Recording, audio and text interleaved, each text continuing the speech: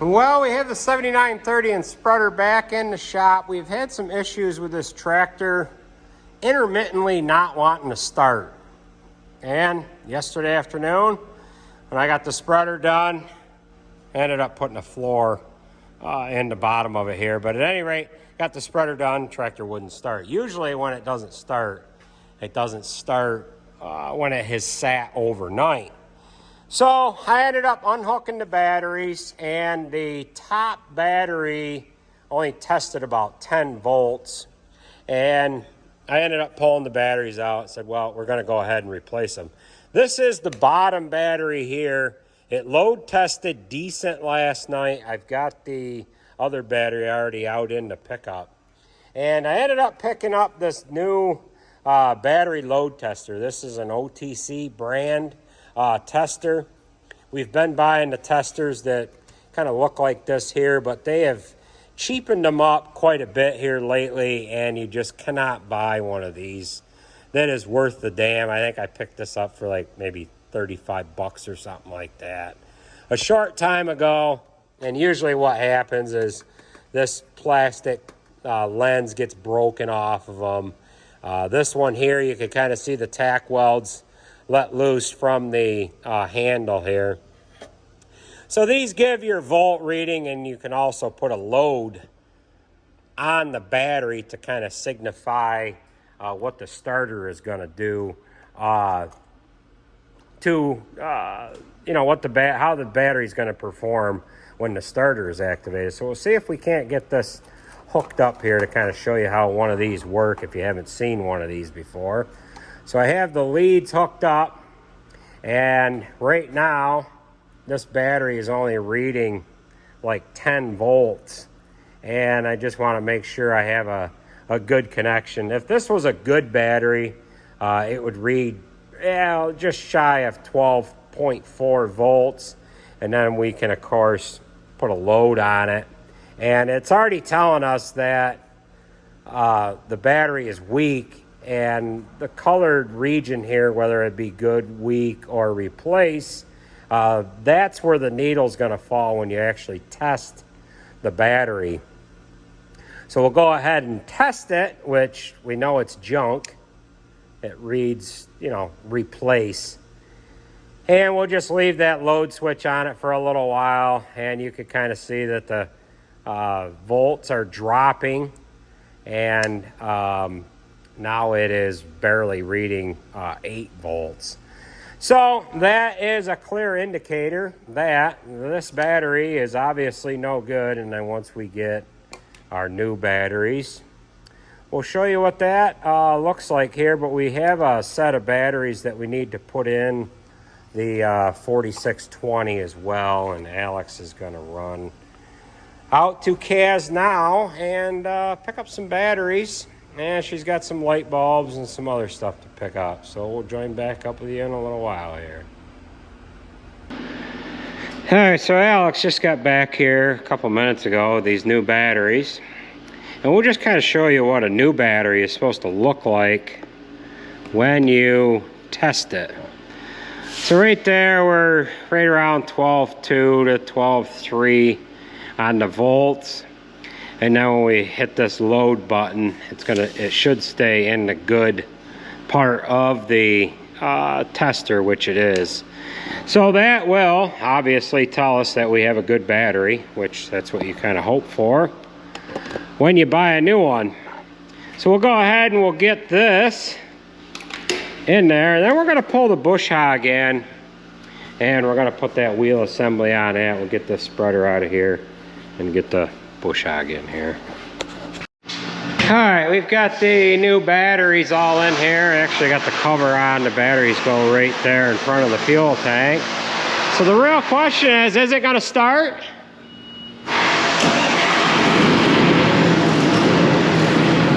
Yeah, that turns over a lot faster. Wait for me to get the door up. That'd be a good idea, wouldn't it? So Sarah, or Alex, is going to spread box stall manure with Andrew. He's actually just pulling in right there. And we're gonna go ahead and pull this bush hog in. I've got to look at the hitch. I don't know if I've got the centers wore out or if that whole end is just loose. And we need to replace this wheel assembly here. We had a bearing go on this right wheel a couple weeks ago, and it ruined the hub and the spindle, and I ended up buying a new assembly. I think only one hub came now, so yeah, so we'll go ahead and get this inside. I need to hook up the PTO, but I had an adapter on there that I had to take off, and I had the PTO tied up. So Alex is just getting out of our way here. Now we can go ahead and back inside. Well, we've got this bush hog inside. This is the wheel assembly that we need to work on. And this spindle is all one piece. In other words, it's doing both tires. When I ordered this, all I needed was one hub and one spindle. And this came as a kit for $500 and some, but I did not know that it was going to be the axle and spindle assemblies for both sides. So we'll just get this one on there, and then we will have these parts left over for the other side in the event that we need the parts for that other wheel assembly. This hub here on this left side is good. However, the right side is no good. So we'll go ahead and pull the wheels off. Then we can pull this bolt out of the center and take everything, pull that spindle right out of that frame tube there. All right, so we have the one side on there. And we just need to put the hub on, and we're gonna go ahead and replace this side too. There isn't any sense in having new parts sitting on a shelf. We can save those parts to use those as a spare. Chances are we probably won't even need it anyways, but we might as well be utilizing the new parts anyways. So there's getting that center bolt tight on that spindle assembly there. We'll get the hub on there. They were already pre-packed with grease. And we do have a problem, or had a problem, with the studs falling out of the other hubs. That's one of them right there. We actually had 1/2-inch bolts in there because the shoulders of the studs stripped off. And these bearings here are shot. So we'll end up putting that hub inside of a plastic bag and holding on to it in the event that we lose one of these other ones, but meaning that the bearings or whatever go out on them, but I don't foresee that happening. So we need to put a new seal on there, which the seals are in a bag here, right there. And then we can put the wheels on, let this side down. Lift that side up, right? Yeah. All right. All right, we have the right side done. And like I said, we are going to go ahead and put that new assembly on this other side. And then we have the brand new parts. Like I said, we might as well use them. So we'll just sneak in underneath there, lift this side up with the forklift. Sarah will pull the jack stand out. Then we'll do the same to the other side.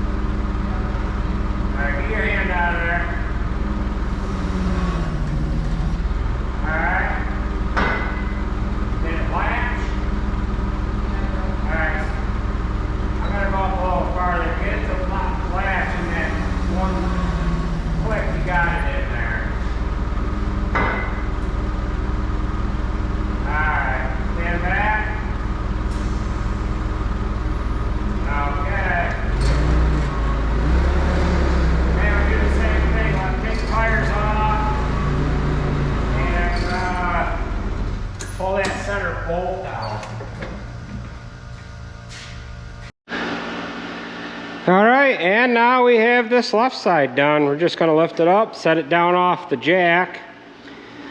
Sarah greased those hubs there. She's got to grease these ones here yet. Go ahead and grab these extra lug nuts.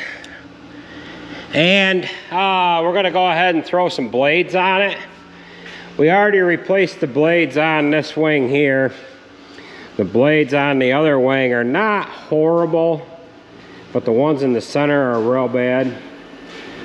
They're wore out. Kind of see that guy there is only about that wide. These ones are a little wider.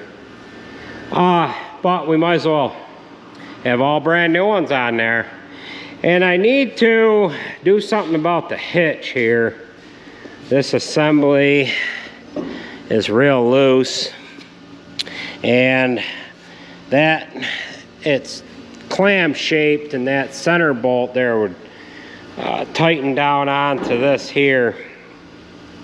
But I think the whole thing is wore out. So not only do we have to replace the center, but I'm assuming that we're gonna go ahead and have to replace the top and the bottom as well. So that looks like it wants to just about come apart there. So we've got to look into doing something with that assembly there. So just a little bit more work left to do on this, and then we're going to pull the 9320 in here and do the heater core on it. So this assembly here is garbage, and that one there is good. The hub that we took off so that we could get the spindle out, that is okay. Actually, it wasn't that one, it was that one there. That one's okay. The inside bearing I had to pound off though. So this hub is, yeah, I think we're just gonna toss it. But we've got two left anyways. Well, we are ready to put the blades on now. And I only have two. So I'm gonna lack two. I don't really know how this happened, but I got a pretty good idea. Usually we have a set of blades to put on this in the event that we have an issue. However, I don't have a full set. And the reason why I lack two is because this wing and the center, they take the same blade. I only have two, meaning that if I broke one, I would put two on, and then I would order another set. However, we are wore out and need to replace what we have. We already replaced the ones on that left wing. We're gonna go ahead and replace the ones on the center. I'm gonna have to order up a new hitch here. As you can see, we have a different tractor on the front of it. The 6030 had to go for a ride. That's got brakes that are gone on it. And Tim took it to Kaz Equipment. We just don't have the time to do it ourselves. And they're gonna tackle that job. And we'll show you what the boys are loading up out here right now. We're getting rid of a couple more tractors that we don't have time to get to as well. And these two tractors here are going up to docks. They're both 4250s. We've got a power shift 4250 up front and the quad range 4250 on the back. The power went off the other night. We had this on a manure pump. It had been on a cattle trailer, and it just started knocking, started burning a bunch of oil, and that has issues with something internally there, which that has a reman engine in it, and that has not been in there that long. This one here, the quad range, Jared put a head on it last winter or the fall before, and it started leaking at the head gasket, and he thinks that the block needs to be planed. So we need to have a couple of experts look at it, and they're gonna look at that one as long as it's down, and we need to have an expert's opinion on that. Now this tractor here, my father bought brand new in 1983. It is the 11th 4250 that was made. It's a quad range tractor. This one is the power shift. We bought this one at an auction. This is like 2 years newer. Then the other one, this one we've never repainted. That one I painted in 2000. It's had 3 or 4 sets of fenders put on it, a cab roof, and so on, but it is just past its time as far as throwing paint on things. It probably should have a cab replaced, but they work as pretty good tractors for putting on manure pumps and cattle trailers and whatever like that. Right, gentlemen? Sarge always agrees with me. Doesn't matter what I say, he always agrees. Well, yeah, you're right. You don't always agree, but... I was supposed to tell you, yeah, you're fucking wrong. All right, so these guys are going to chain these down. And, yeah, maybe one of you guys could ride with them. Just help them get them unchained. And, tell them guys up there what one's what. Power shift has got major problems, and the other one needs the head planed or something on it. So it had a head gas, or it had a head replaced, but the head gasket's bothering a little bit on it, and we're not sure if the block needs to be replaned or resurfaced or something. So oh, they didn't put the head on square when they first put it on. well, Jared did it, so I don't know. So those guys are the experts, so they'll know. Well, let's go in and get them blades done.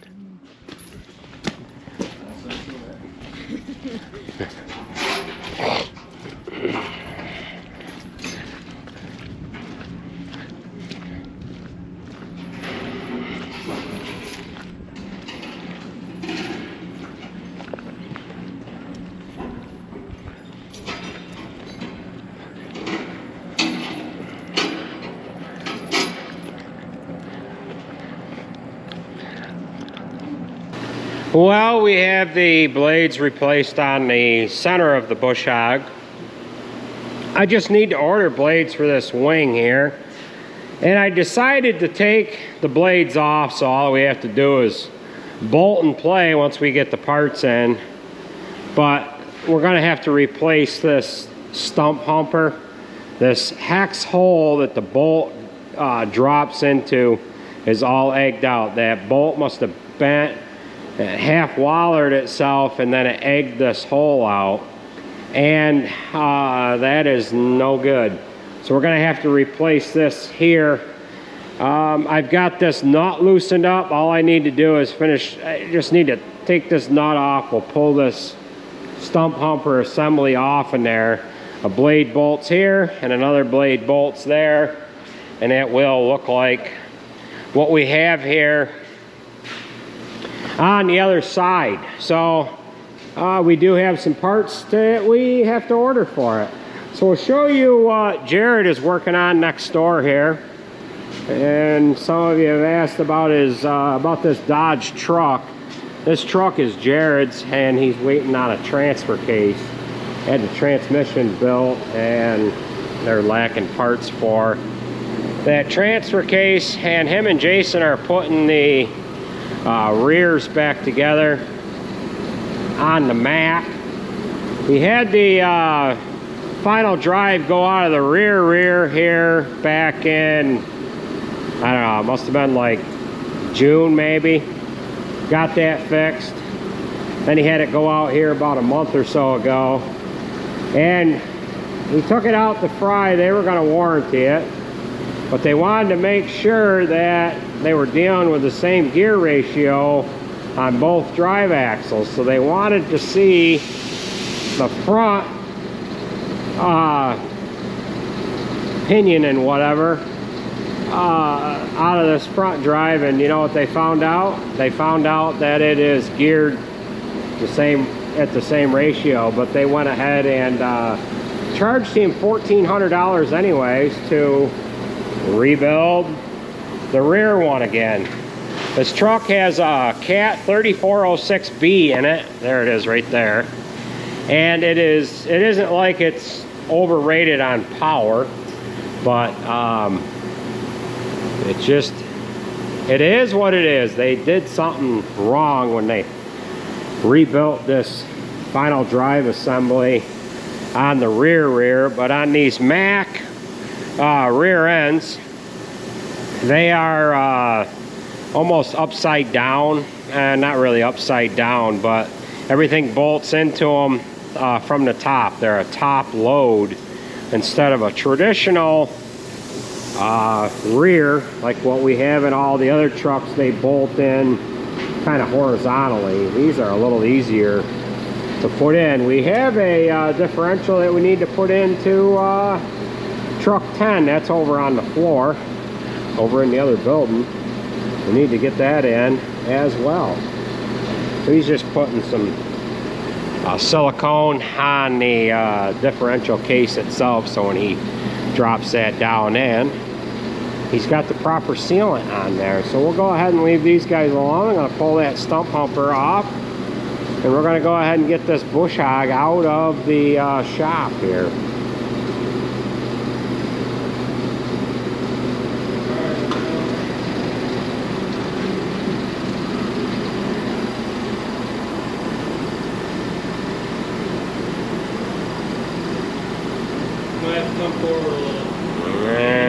Yeah, you got a couple inches. You're straddling this anyways. Just watch that valve on the tank there. If anything, you can come to the left, Jay. Alright. You good there? Another thing you can do too, is reach forward. Oh, okay. And that'll reach farther as well.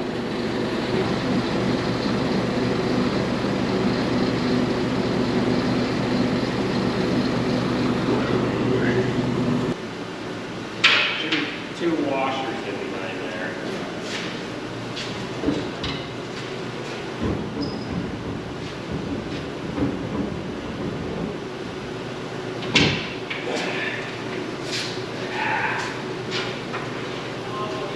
Right up in that centerpiece.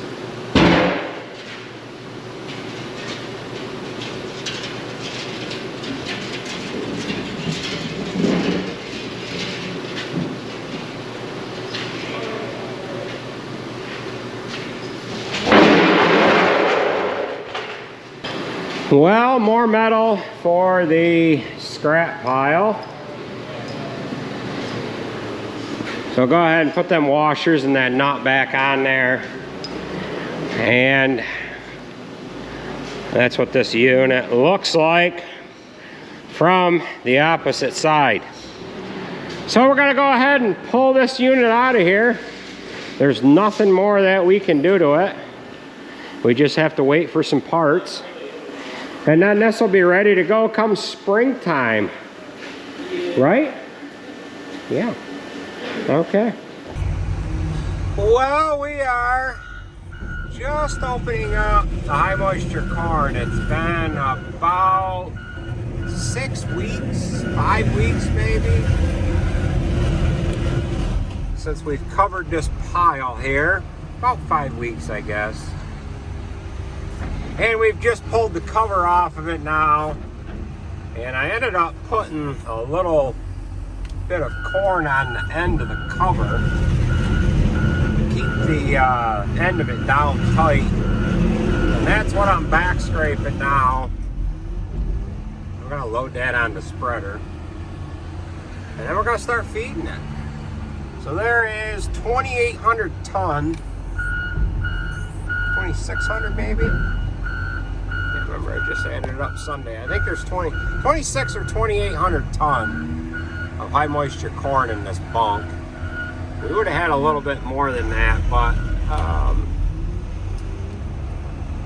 we had quite a bit more dry corn than we anticipated on. So I got to finish scooping this up, and then what we're gonna do is carry some up to the commodity shed so that it is ready to feed here tomorrow. We just have to get this crappy stuff loaded on the spreader, and that is horrible looking stuff. And we're gonna put it on Andrew's spreader here. So I need to put the camera down and pay attention to what I'm doing here.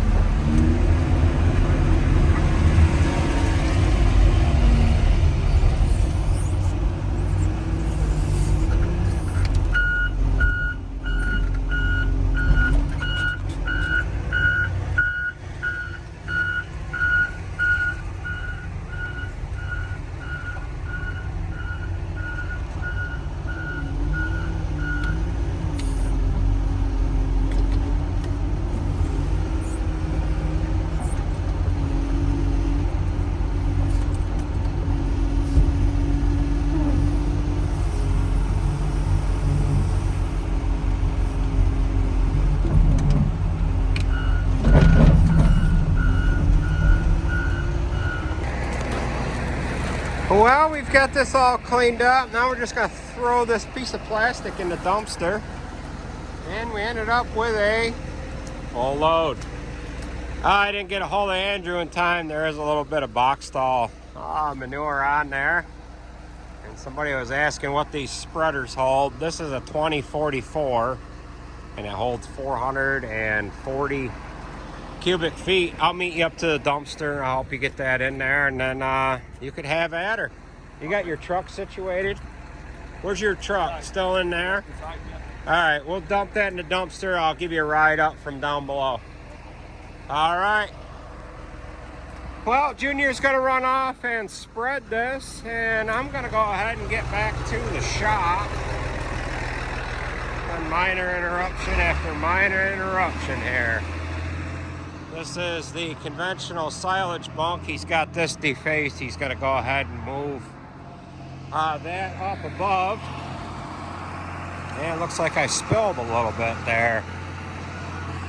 So he'll have to scoop that up and dump that onto him next time around here. So got Alex is spreading with the other spreader.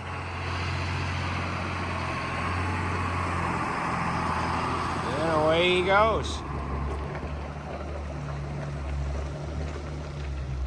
Oh, he hit my cone. I better go stand that up. Looks like he grazed her. Damn kid hit the cone! We got that on camera too. He more than, yeah. This is a catch basin here, and what we have,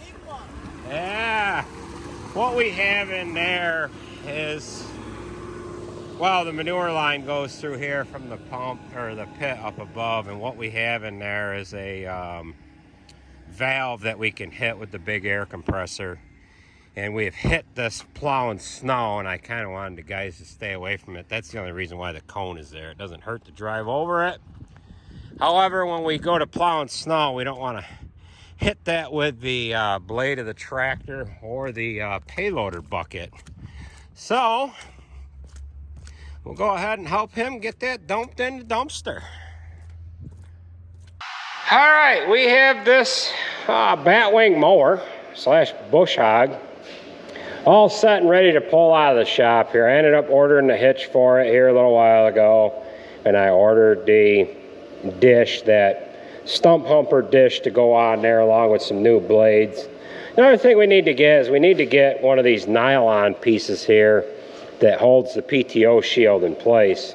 Now, I had a comment or two from one of the previous videos saying we need to keep our PTO guards in place. However, there should never be anyone around this piece of equipment when it's running. I don't care if you're a bystander or if you are the operator. You should never be walking around this machine when it's running. You could run the risk of having one of these blades come off, and or it could throw something out from underneath it while you're walking next to it. Therefore, if you end up getting caught in this shaft, I mean, here's the foot travel area here, you might end up, before you get to that shaft, having your legs cut off from underneath, or having your feet cut out from underneath you anyways. So, yes, that is important, although this machine, you should never be around it, like I was saying. Now, the reason why we have trouble with keeping these guards on there, it's mainly from running this implement in the fall, and what happens is when this is folded up, these shields collapse or telescope onto each other. The plastic freezes. When you unfold it, they're froze together, and they end up pulling this collar apart. Now, on these shields here, when they're brand new, they have a chain that's hooked to them, and you're supposed to hook the chain to something stationary so that the guard cannot turn with the shaft. Well, the first thing you need to do with those chains is you need to cut the chain off, because what happens is after a while the hook breaks, then the chain is swinging, it'll come up against your hoses, wiring, anything like that. That chain is just going to be whacking things constantly, and you're going to run into an issue where you're going to have problems.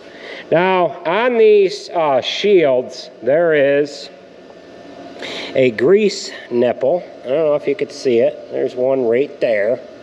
And most people never grease them. There is a collar that sets on here, and that slips on the yoke itself, and you just need to let that guard turn with the shaft.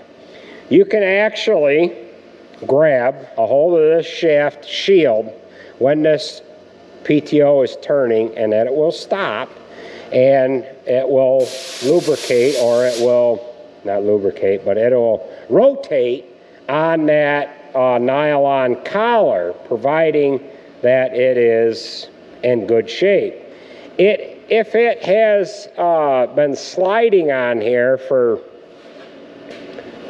who knows how long, it will wear itself down, and then what happens is it's going to wear the nylon down, and it could wear this metal groove down on the shaft, therefore making it somewhat sharp, and that could grab a hold of it and not offer any slippage there, and you'll end up having a situation where now this isn't all of a sudden this isn't a guard anymore. It's actually a rotating shaft with the PTO shaft.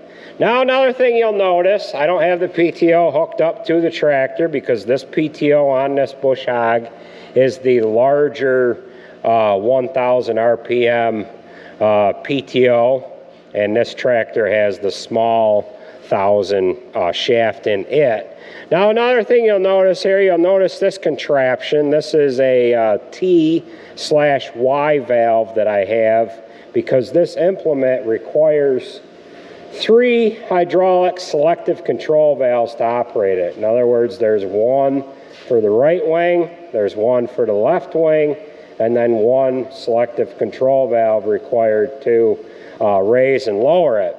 We have used this on a couple of our tractors that only have 2 SCVs, so we ended up making up this adapter here so that we can run this on a tractor with only 2 remotes. What you need is you need a 1/2-inch T, a 90-degree fitting, coming into a couple of Pioneer adapters, because we have Pioneer hoses on this implement, and then it is plugged into a tractor that requires John Deere ends, and then I have a Pioneer end here plugged into an adapter.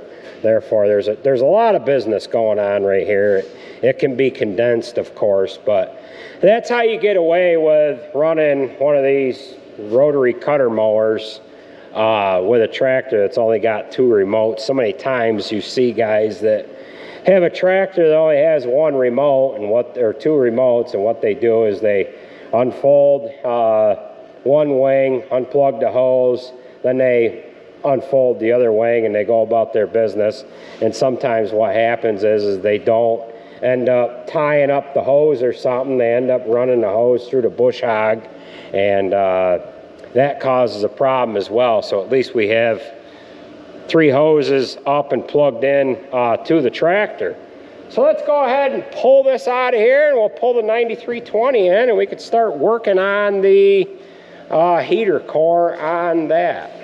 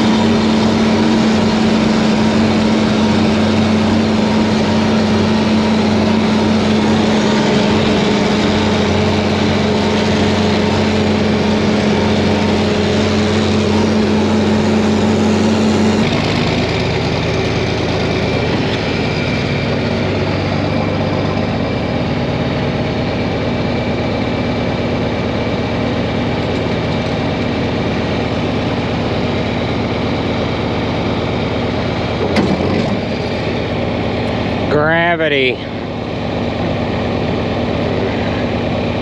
goes uphill a little bit. That's why I wouldn't unfold.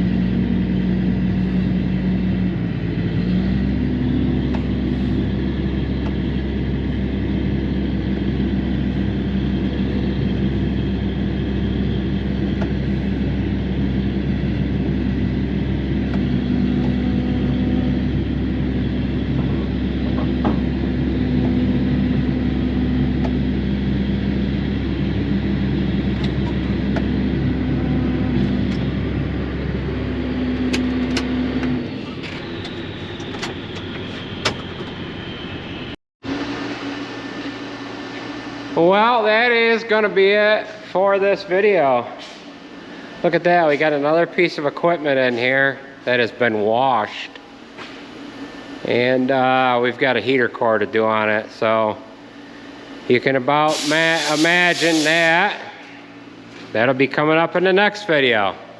So I want to thank you for watching, and we will catch you at the next one. Right, Ben?